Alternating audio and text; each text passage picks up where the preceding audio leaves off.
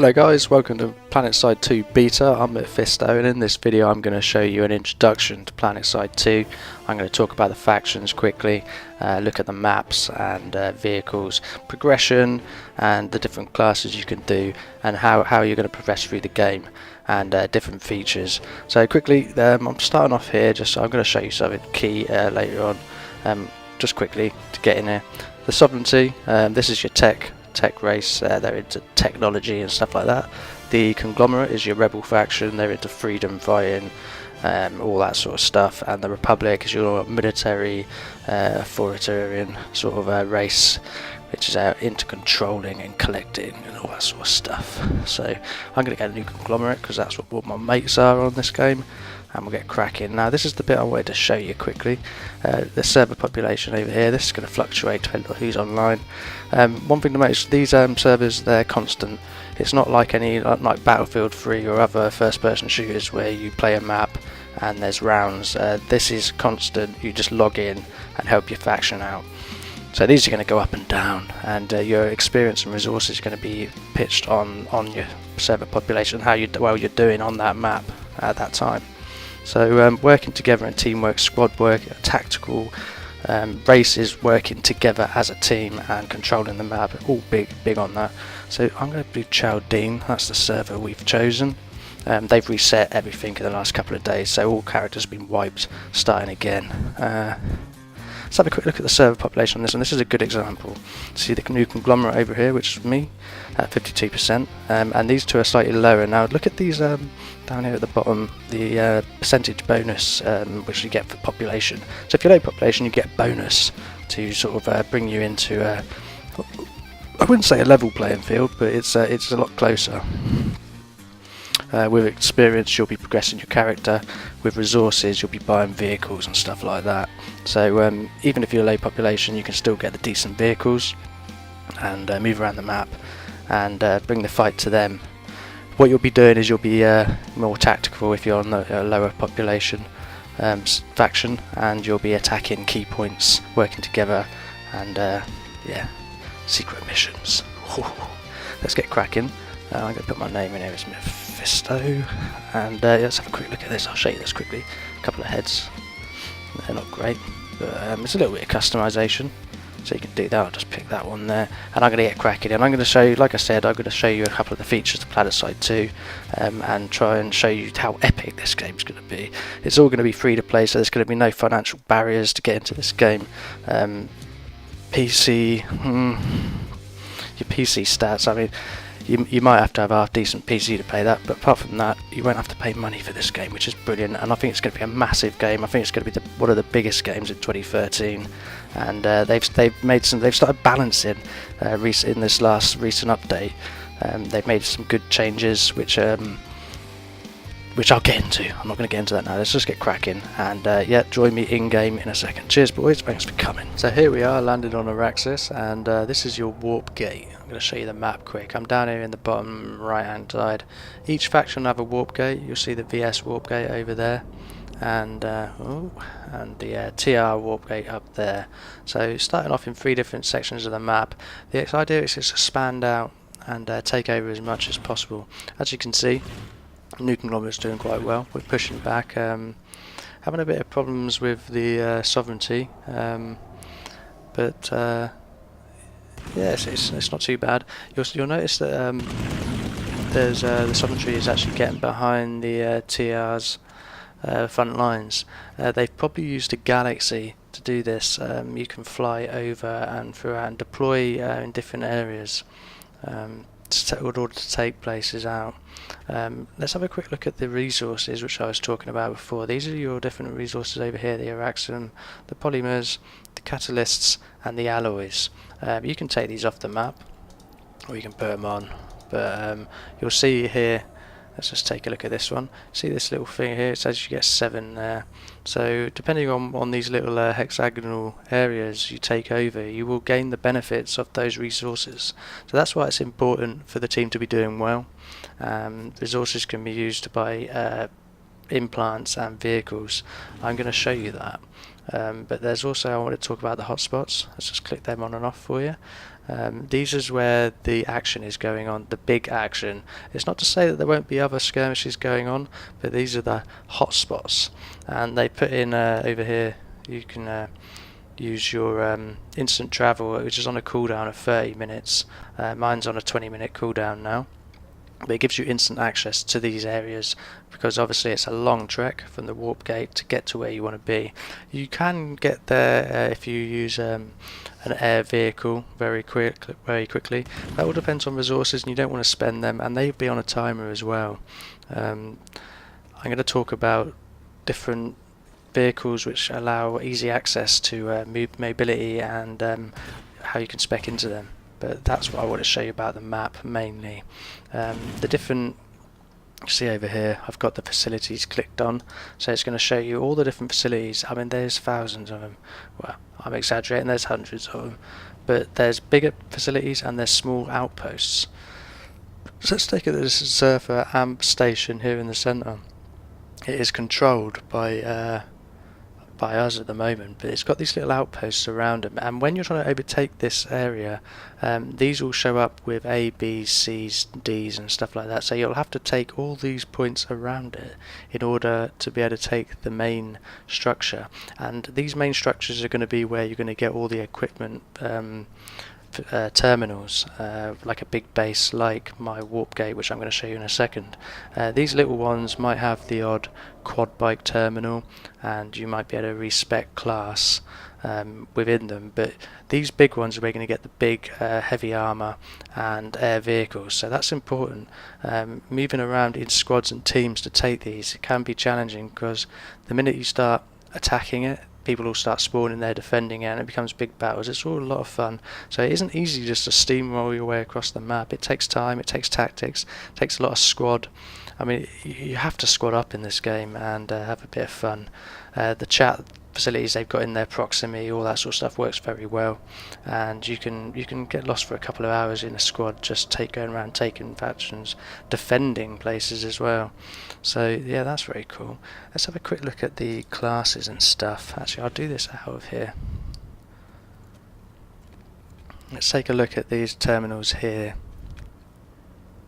So this is the one of the access equipment terminals. This guy's right in the way, which is a bit annoying. Okay, so Infiltrator. Let's talk about the classes just for a second. Infiltrator is your sniper. You get your sniper rifle and your pistol. You also get a hunter's cloak, which is a stealth. It's a temporary stealth, obviously. You can't just run around in stealth all day, but that's very good, and you'll be able to upgrade all this stuff. I'll show you that in a second. Light assault is your light assault. It's a light assault machine gun and a pistol. You'll get a jetpack with this, which is very, very cool for assaulting big structures, or just moving around, or even just firing up in the air and taking out some other players, getting onto rooftops very quickly. Good mobility and half decent attack. So the combat medic is pretty standard. You can res, you can heal, and you get a machine gun and a pistol. Very good for starting off. Engineer heals heavy armor and vehicles, and you get a turret down here which you can place to defend facilities and mow people down. That does a lot of damage on infantry. And the heavy assault gun, pistol, and a rocket launcher, of course, or heavy assault for taking out heavy armor and stuff, and maxes as well. And you get a shield generator. So that's a pretty brutal class to play. And the max. Now the max, you used to be able to spawn as these, but they've changed that in the last couple of days with the recent update. Now it costs you resources to get them. They're good. There's a bit of discussions about whether these should be in the game. It's undecided, I think, but I think they will be, and they are good. They're like mobile tanks with a little bit less armor, but the mobility on them is quite good. They're not as fast as infantry, obviously, but they can be a lot of hassle. So yeah, there's the first few classes. I'm going to run outside here into the main base. This is our warp gate. Take a look at some of the vehicles for you very quickly. Okay, the Flash. I'll get on one of these in a second, show you quickly. The Flash is a quad bike. You'll get these in most of the smaller outposts just for getting around because they're very fast, and that's all they do is just get you around. The Sunderer is interesting because it requires a lot of resources. Now they've changed this. They've added a mobile spawn option to it, so you can take this out into the field with a squad, park it up outside an outpost that you want to take, deploy it, and you'll have access to an equipment terminal, so you can change your infantry type, and you'll also be able to spawn on it. Before we used to use galaxies for this, but it was a bit overpowered because you could fly right behind a. Let's have a quick look. I'll show you on the map. I could fly from here. I could fly right up into this area over here, out of the way, deploy it, and a whole squad. Then everyone could spawn on it. We'd take that area, and it was great for beta testing because it got a lot of action going, but it was too overpowered. So the Galaxy will still be able to do that, but it will require a lot of certification. So the Sundra is going to be the main one of those now. They're very good. I'm looking forward to testing that out a bit actually. And then you've got your two tanks, your light tank and your heavy tank. You can cert into all these. I'm still going to show you that soon. Let's take a quick look at the air vehicles for you while I'm here.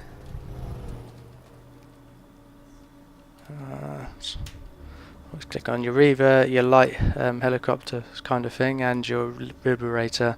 Your Liberator is going to hold 3 people, so a pilot, a rear gunner on the tail, and a big turret on the bottom of it for shooting people. That's a good assault vehicle.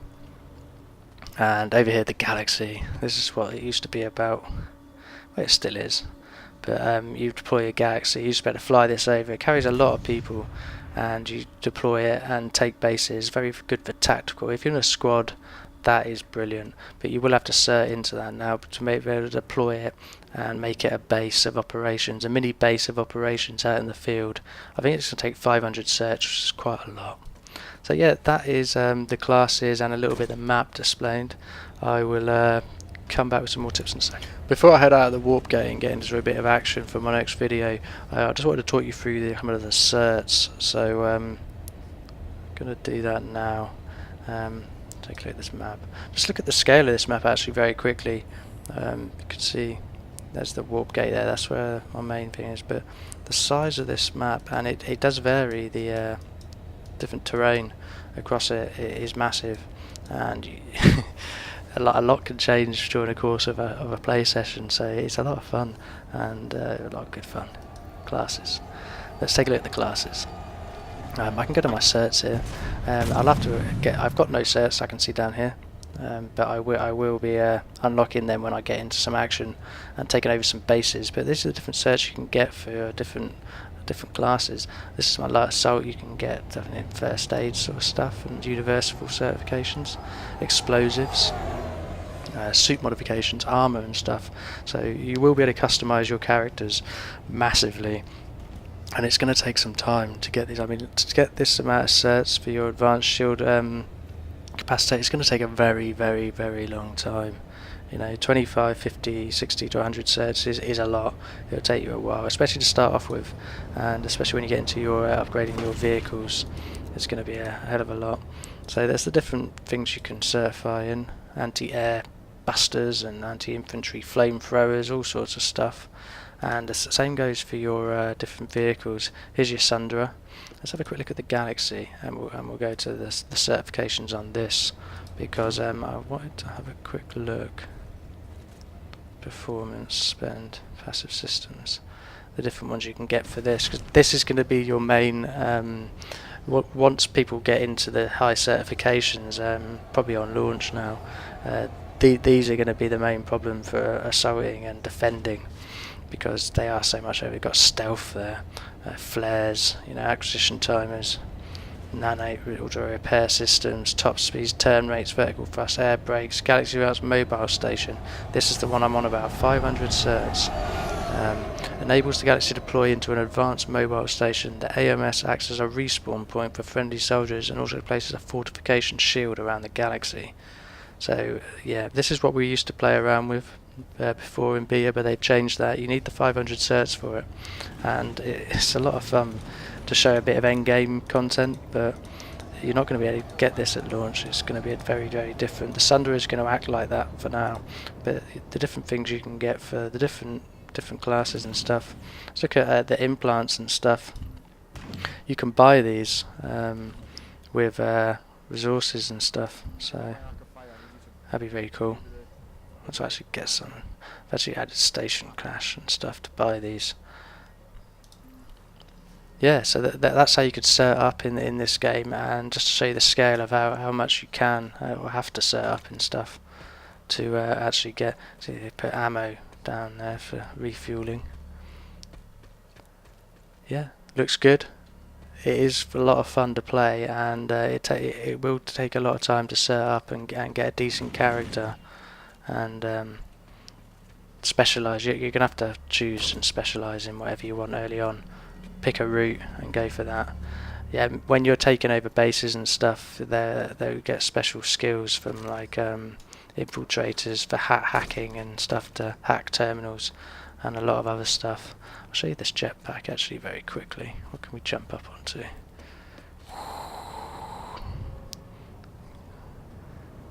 See, just fly up there. That's a very cool feature for the light assault. But anyway, yeah, that is Planetside 2 so far. Just a quick introduction for you, show you the map.